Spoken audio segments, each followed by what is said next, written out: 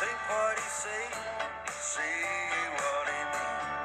Maybe on a Monday he got something to say. Communication, communicate, communicate.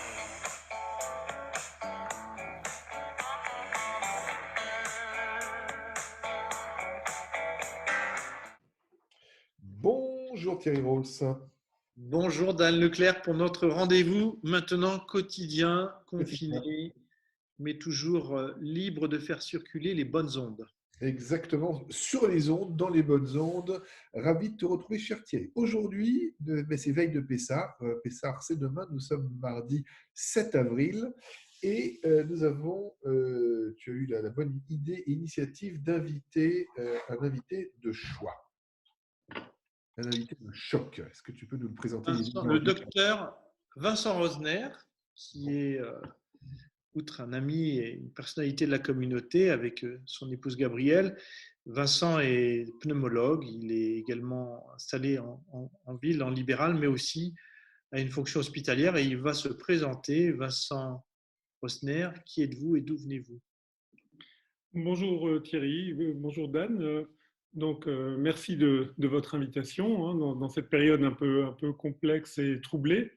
Je suis médecin pneumologue. Alors effectivement, jusqu'il y a peu avec une double activité hospitalière et libérale, maintenant axée sur le libéral avec principalement, mais en restant en contact avec le milieu. Voilà, et donc un peu peut-être plus impliqué que d'autres professions médicales dans la période actuelle et dans la pathologie actuelle du fait du problème respiratoire prédominant dans toute cette histoire épidémique. Alors, pour ou contre le professeur Raoult, Vincent Rosner? Bonne question, question qui m'a été posée à peu près 12 500 11 700 fois. Alors, c'est une personnalité scientifique reconnue, hein, donc c'est quand même quelqu'un qui fait autorité, sinon il n'y aurait pas de polémique. Si c'était un charlot, on n'en discuterait même pas. Le problème étant que pour l'instant, lui-même n'a pas amené des preuves formelles. Alors, c'est quand même complexe parce que il faut sortir des théories du complot. Les médicaments ne sont pas réservés à certains. Comment dire, tout le monde aurait intérêt à utiliser et à permettre un traitement qui marche.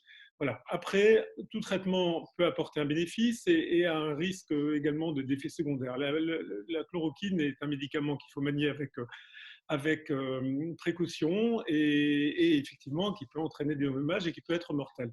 Alors, à peu près tout le monde est d'accord que lorsque la chloroquine est utilisée à un stade avancé de l'infection, c'est-à-dire 8e, 9e jour, lorsqu'il y a parfois des complications, ça ne semble pas être utile. La vraie question, c'est de savoir si au début, ça changera quelque chose. Il paraît évident que ça n'est pas un traitement miracle, puisque ça a déjà été utilisé chez des personnes en début de traitement et ça n'a pas non plus guéri tout le monde.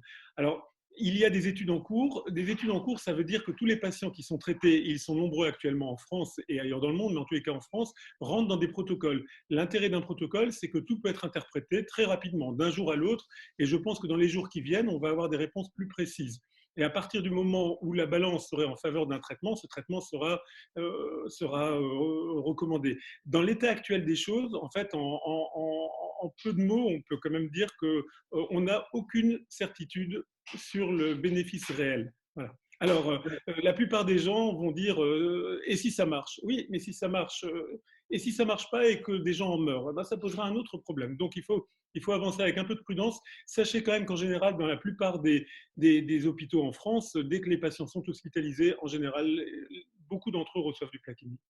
Je voudrais faire deux remarques. La première, c'est sur l'état un peu d'urgence dans lequel on est. On est en plan blanc. Il y a des choses où on doit faire des digressions qui seront couvertes par des décrets, je pense. Mais je pense qu'avant de tester un médicament sur l'humain, les étapes sont longues pour le FDA, pour l'IMI, pour toutes comment on appelle ça, ces associations qui gèrent la validité d'un médicament. Et effectivement, un médicament peut tuer. Donc le débat aujourd'hui, il doit être tranché effectivement par la communauté scientifique.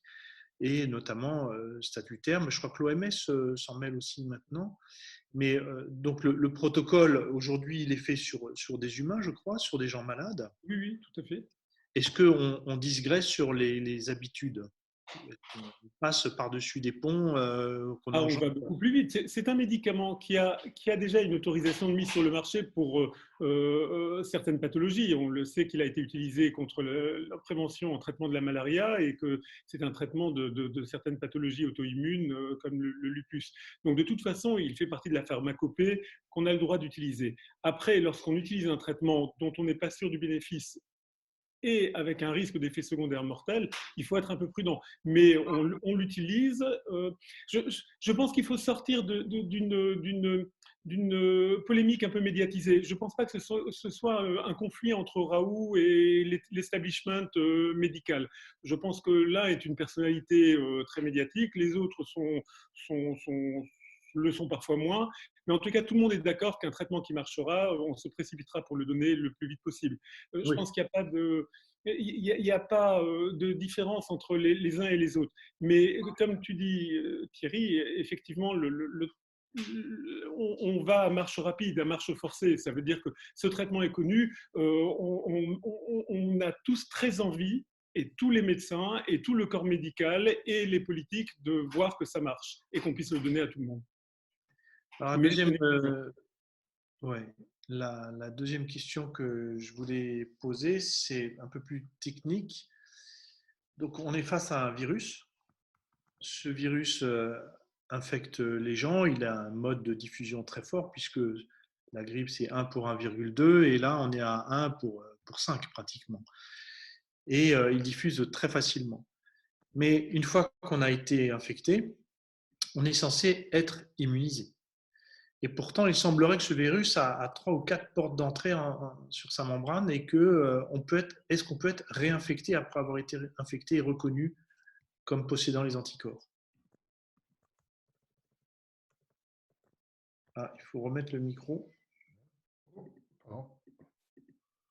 Pourquoi est-ce qu'il... Tu m'entends? Oui. Ah, pardon. Pardon.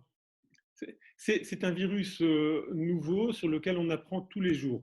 Maintenant, l'impression, le sentiment qu'on a de son évolution, c'est qu'il y a effectivement une immunité. La meilleure preuve en est que les gens guérissent, c'est que le virus disparaît. Ça peut quand même dire que l'organisme s'en débarrasse et donc produit des anticorps. Ces anticorps génèrent une immunité, mais on ne sait pas combien de temps elle dure. Elle peut durer plusieurs mois, peut-être plusieurs années. Il faudra peut-être dans un second temps vacciner tout le monde pour éviter l'année prochaine ou dans 2 ans une réapparition de l'épidémie. Mais il est quand même très probable qu'actuellement, quelqu'un qui a fait l'infection et qui a guéri, lorsqu'il n'est plus contagieux, a développé des anticorps qui le protègent et on ne décrit pas de réinfection, de réinfestation. Oui, parce que bon, j'ai entendu ça ce matin, ce n'était pas du tout un médecin qui l'exprimait, mais il parlait des 4 clés qui permettent la porte d'entrée dans la cellule et que une fois qu'il y en a une qui a été condamnée par l'immunité, il y en a 2 ou 3 autres qui pourraient s'ouvrir et se réinfecter plus gravement encore que la première. On n'a pas du tout l'impression que les gens, dans l'état actuel des choses, s'infectent plusieurs fois du même virus. On le constaterait assez rapidement. On a vraiment l'impression que les gens qui ont guéri de cette infection sont pour l'instant immunisés. Alors après, ça entraîne des comportements dont il faut se méfier, c'est-à-dire que les gens qui ont guéri ont tendance à croire que non seulement ils ne peuvent plus tomber malades, ce qui est vrai, mais qu'ils ne peuvent pas infecter quelqu'un, ce qui n'est pas toujours vrai, qu'ils vont pouvoir éventuellement rompre le confinement à leur manière et aller voir certaines personnes sans leur faire prendre de risques ou prendre de risques eux-mêmes. Et je pense qu'il faut être extrêmement prudent avec ces comportements-là. Effectivement, l'immunité semble relativement claire, mais la durée de contagion n'est pas tout à fait clarifiée. On pense que les gens sont probablement contagieux au moins 21 jours après les premiers signes, voire un peu plus longtemps. Donc je pense qu'il faut être extrêmement prudent sur toute initiative personnelle visant à se retrouver avec les siens, avec sa famille, avec des gens en pensant... Ouais, je peux aller voir la grand-mère parce que je l'ai eu, quoi. Voilà, exactement. Je pense qu'il vaut mieux laisser pour l'instant la grand-mère en confinement dans son intérêt. Ouais. Alors, le dépistage, comment ça se passe? Je ne parle pas du déconfinement, ça ne nous regarde pas encore directement, on n'est pas dans les autorités, mais au niveau médical, le dépistage se passe comment? Alors, dépistage, c'est-à-dire les tests. Ouais. Alors, il y a deux types de tests qui vont être disponibles ou qui le sont déjà. C'est bien sûr les tests diagnostiques, hein, avec un prélèvement nasopharyngé, avec un écouvillon qui permet, c'est la méthode de PCR, d'avoir une réponse des fois dans les 24 heures. Ça peut être un petit peu Pour plus les rapide. Euh, non-initiés, PCR, qu'est-ce que c'est? C'est en fait un système d'amplification de la signature génétique du virus. C'est-à-dire qu'on en a une très faible quantité, on l'amplifie, c'est par une méthode pharmacologique, et on arrive à l'identifier à ce moment-là et à la certifier sa présence. Ça prend quand même un petit peu de temps. C'est-à-dire c'est au moins quelques heures, et c'est un matériel relativement lourd. Et en sachant que les tests actuels ont quand même une sensibilité à peu près de 80%. Sensibilité, ça veut dire qu'on va diagnostiquer quelqu'un qui porte le virus dans 80% des cas s'il le porte. Mais il y a quand même 20% de cas, ce qu'on appelle des faux négatifs. Ça veut dire que le test sera négatif, mais la personne peut être porteur du virus. Donc, Oui, c'est ça qu'il faut mettre en garde les gens, parce qu'il y a des tests qui vont arriver là sur le marché, que les gens vont se procurer, notamment par une société strasbourgeoise qu'il faut saluer, hein, Biocinex, qui fait un travail extraordinaire depuis 3 semaines pour arriver à mettre au point des tests qui sont assez efficients, je crois. oui, alors ce sont un autre type de test, c'est le deuxième type de test, ce sont les tests sérologiques qui sont des tests rétrospectifs, c'est-à-dire que ça permet de confirmer le fait d'avoir attrapé le virus, d'avoir été malade du virus. Si on a été malade du virus, si on a fait l'infection, on développe des anticorps, et ces anticorps, au bout de 15 jours à peu près, peuvent être contrôlés par ce test. Donc ce test permet de savoir qu'on a été malade, mais ne permet pas de poser le diagnostic de la maladie en temps réel. C'est un test qui va être très important, comme cela a été évoqué, sur éventuellement le déconfinement, c'est-à-dire savoir qui a été malade, qui ne l'a pas été, qui est à risque de faire une infection, qui n'est pour l'instant pas à risque de se réinfecter. Alors justement, je voudrais revenir sur l'histoire des faux négatifs et des positifs, parce que je travaille un petit peu avec les instances ordinales de ma profession de santé. Et en fait, faux négatif, ça ne veut pas dire que le test est faux. Ça veut dire qu'on peut être infecté et ne pas avoir développé les anticorps qui sont repérés par la sérologie. Exactement, exactement. Et réciproquement, on peut très bien être déclaré positif, donc avoir l'immunité, tout en ayant encore une charge virale. Oui, alors ce sont deux choses la... différentes. Hein. Ce sont deux choses différentes, Oui, effectivement. mais ça veut dire que le test sérologique et le test PCR doivent être impérativement, dans les deux cas, couplés. Alors, pas tout à fait, parce que chronologiquement, ça ne se passera pas de cette façon-là. Le test PCR est un test de diagnostic. La personne est malade, on veut confirmer qu'il s'agit bien du Covid-19. Voilà. Donc maintenant, quelqu'un a fait une infection, un syndrome grippal il y a un mois, a fait de la fièvre pendant 10 jours, a toussé, n'a pas eu accès au test au prélèvement, et on veut savoir 3 semaines, un mois et demi après, si cette personne a vraiment fait cette infection. Le test sérologique permettra de le confirmer. Alors effectivement, faux négatif, ça veut dire un test faussement négatif, qui rassure à tort. Donc, mais par exemple, pour le test de prélèvement du Covid-19, s'il est positif, c'est que la personne a le virus, parce que par contre, on a trouvé ce matériel génétique. Mais il n'a pas encore forcément l'immunité nécessaire pour pouvoir le protéger. Tout à fait, tout à fait. Mais l'immunité nous permettra de savoir si on est proche d'atteindre, après l'épidémie, l'immunité collective fixée aux alentours de 60% de la population, qui permettrait à une épidémie de ce même virus de ne pas réapparaître. De s'éteindre. Mais donc tout ça pour mettre en garde nos amis que se procurer des tests sérologiques qui sont faciles à faire à la maison, certes, on ne doit pas le faire soi-même, il faut passer par un laboratoire biologique. En tous les cas, je pense qu'il faut le faire lorsqu'il y aura une politique de santé claire à ce sujet-là. C'est-à-dire maintenant quelqu'un qui utiliserait ce test-là aurait par exemple une réponse négative, ce qui ne veut pas dire qu'il ne va pas développer une semaine ou 15 jours après des anticorps. Donc ça pourrait donner des certitudes qui n'en sont pas. Et comme je le disais tout à l'heure, ça pourrait générer des attitudes et des comportements un petit peu à risque en étant faussement rassuré par un résultat pas toujours facile à interpréter. Dan Leclerc, on va peut-être parler des fêtes de Pessah. Alors justement, les fêtes de Pessah, c'est d'abord merci à Vincent Rosner pour cet éclaircissement et Thierry Ross également, parce que c'est vrai qu'il y a beaucoup d'informations qui circulent et ce n'est pas toujours simple ni évident de s'y retrouver, ni de comprendre le pourquoi du comment entre le sérologique et le pas et tous ces tests qui sont à disposition ou non du grand public. En tout cas, il y a matière à se tromper et à être induit en erreur. Alors, les fêtes de Pessah, c'est demain. Et je crois qu'il est important de rappeler l'importance de rester confiné et de malheureusement ne pas passer les fêtes en famille, tout au moins en famille composée et rester chez vous. Pourquoi Vincent Rosner? Effectivement, c'est extrêmement important d'évoquer ce problème-là parce que la question m'a été posée par un certain nombre de patients en toute bonne conscience. Je pense qu'il est essentiel pour deux raisons de maintenir cet isolement et de faire effectivement séparément, malheureusement, en se disant que l'année prochaine, ce sera un retour à nos habitudes ancestrales. Le premier problème, c'est que je pense qu'il est très difficile, il est impossible d'être certain de ne pas transporter le virus ou de ne pas risquer de l'attraper. Alors, on peut imaginer plein de cas de figure. Les gens se disent je suis en quarantaine depuis 3 semaines, ma vieille mère aussi, donc nous ne sommes pas malades, donc nous pouvons aller ensemble. Ça n'est pas suffisant. On peut être porteur asymptomatique, on a pu l'attraper de différentes manières. Ça peut être dans les courses, ça peut être lorsque l'on marche et qu'on rencontre quelqu'un. Malheureusement, comme l'a dit Thierry tout à l'heure, c'est un virus qui a un potentiel de contagion majeur. Donc, il ne peut pas y avoir, malgré le confinement et malgré la quarantaine, d'autoconviction de ne pas être malade et de ne pas le porter.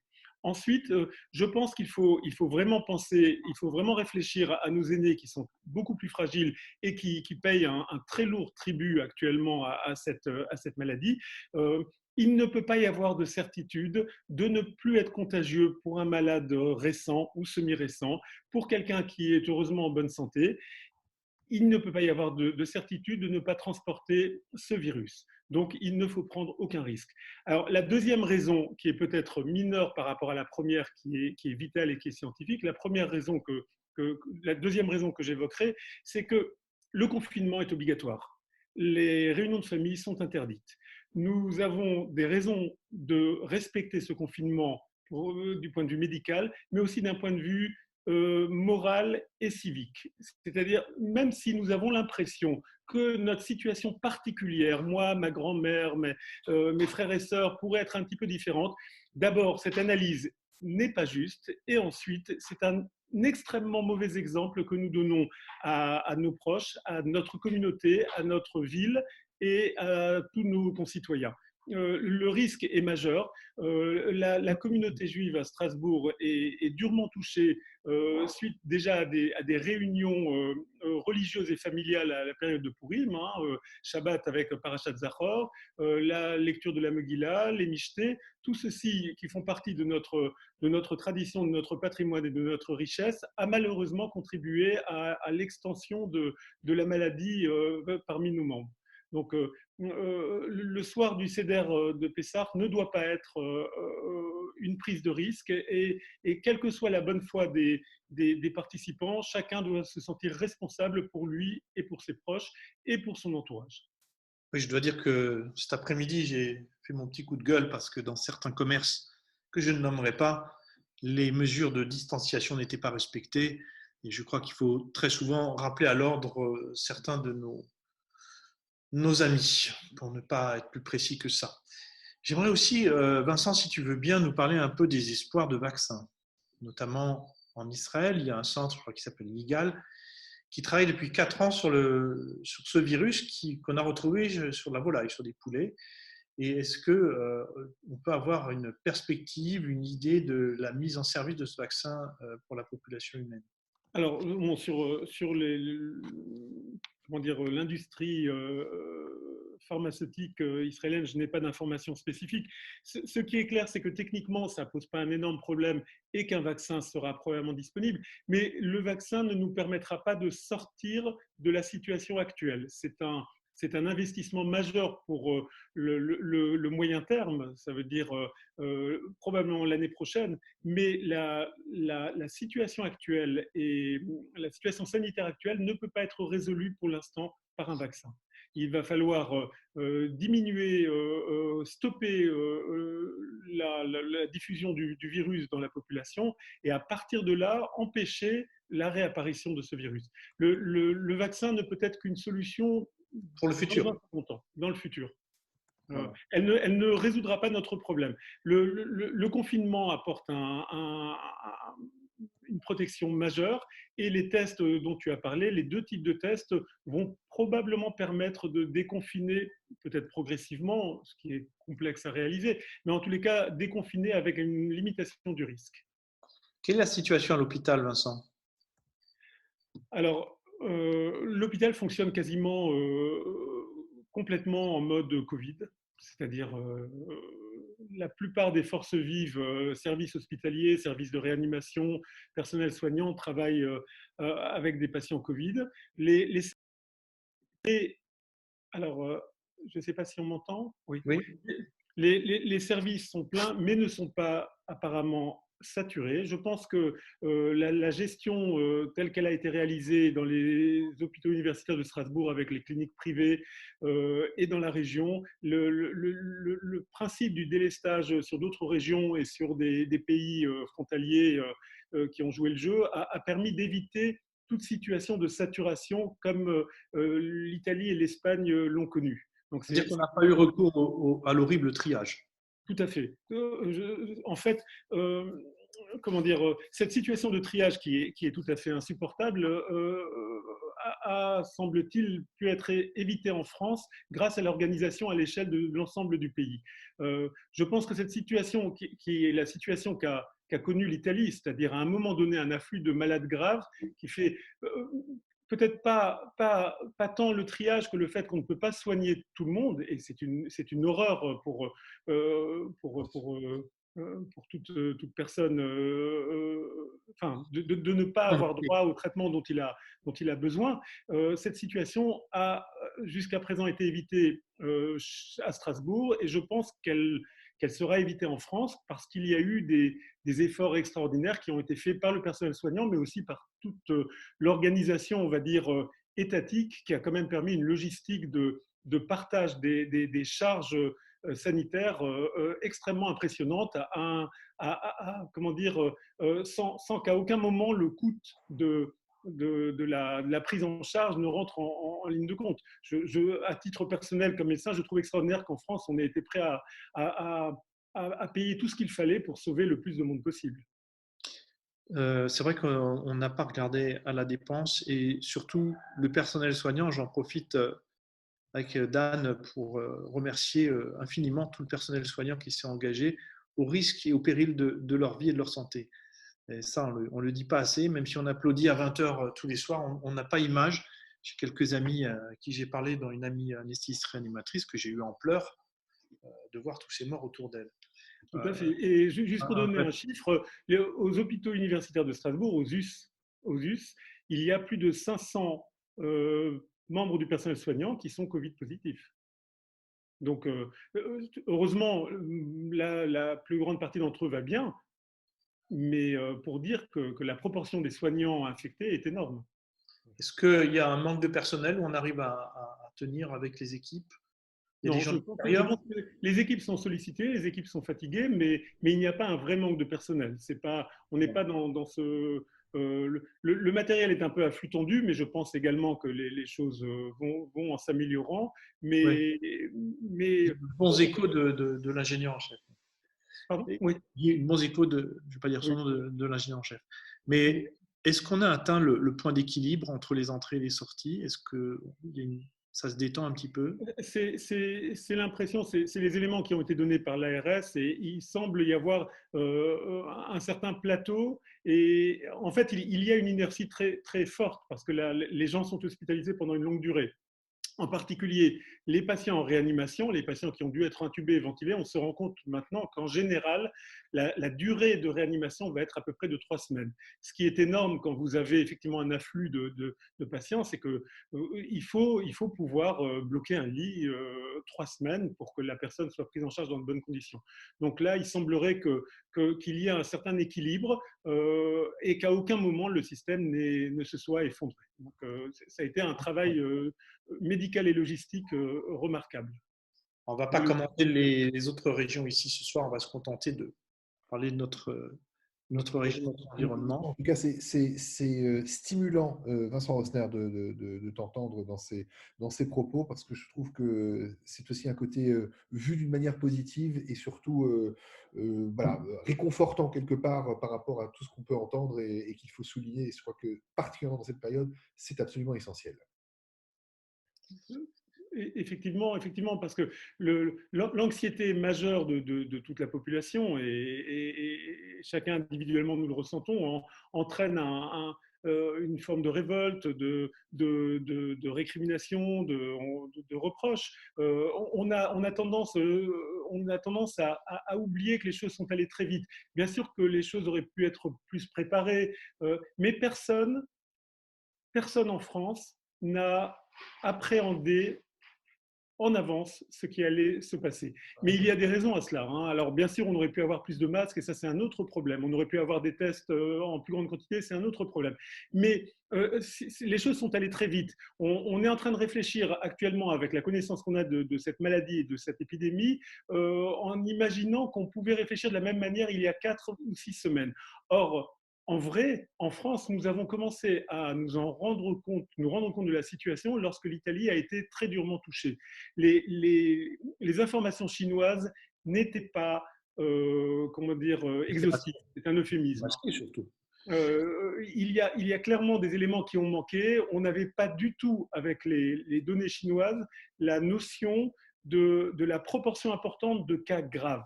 On savait que c'était très contagieux, on savait qu'il y avait beaucoup de gens avec une forme bénigne et on savait qu'il y avait quelques morts. Et en fait, entre les deux… Menti. Pardon ? Ils nous ont menti. Ils nous ont menti. Oui, les données ont été falsifiées, ont été arrangées. Et toute cette proportion de gens dans une situation très grave qui nécessite une prise en charge hospitalière en réanimation très lourde et qui, pour une bonne partie d'entre eux, vont s'en sortir, cette proportion de cas très graves a été clairement sous-estimée dans les données chinoises. Donc, c'est lorsque le ciel s'est abattu sur l'Italie que l'on s'est rendu compte que ça se passait en vrai très mal et que ça allait très mal se passer ailleurs.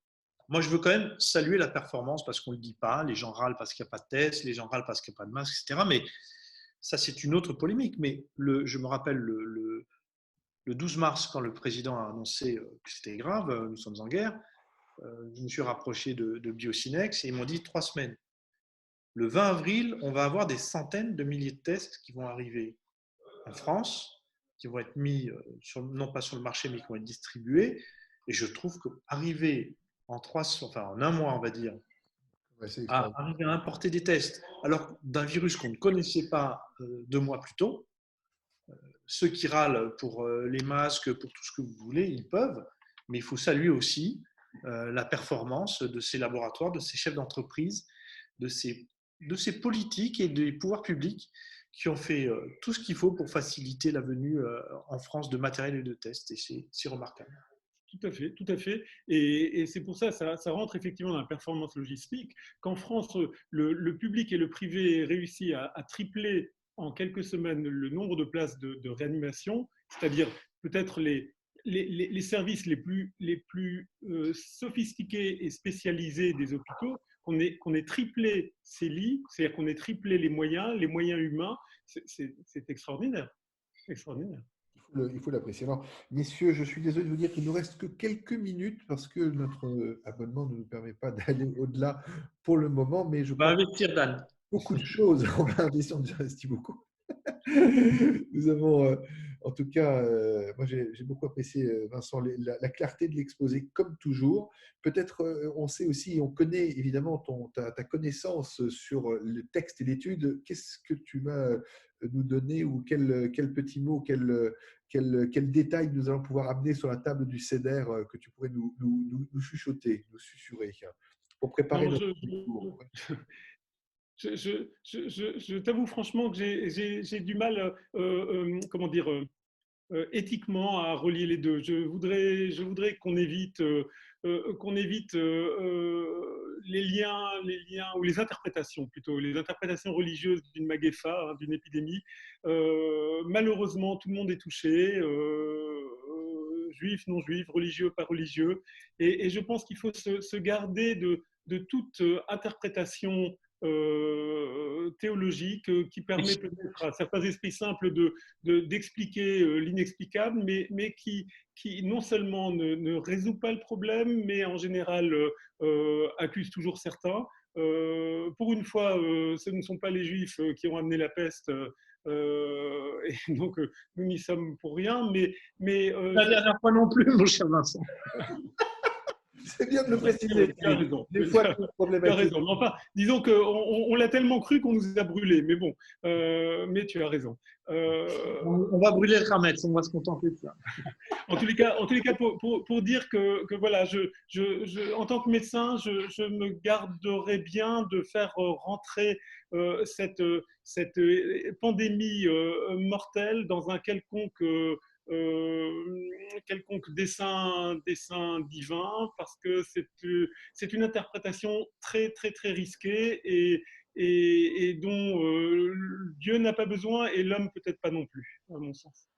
Ouais. C'est encore une fois cependant nous inspirer à de nombreuses réflexions sur le sens de la vie et le sens de la guerre aussi.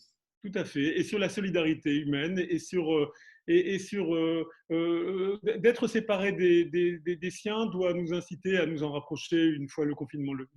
Amen. Voilà un beau mot de la fin. Docteur Vincent Rosner, merci beaucoup d'avoir pris ce temps avec nous. On vous souhaite en tout cas à toute la famille et à tous nos corréligionnaires de très bonnes fêtes de Pessah. Et on se retrouve demain pour la dernière de l'avant-Pessah, c'est-à-dire mercredi 8 avril à 13h. Dan Leclerc, qu'est-ce qu'on dit en alsacien, Pessah? Qu'est-ce qu'on dit à Pessah? Bauergut. Comment on dit? Bauergut. Bauergut. Bon, okay. Construis bien.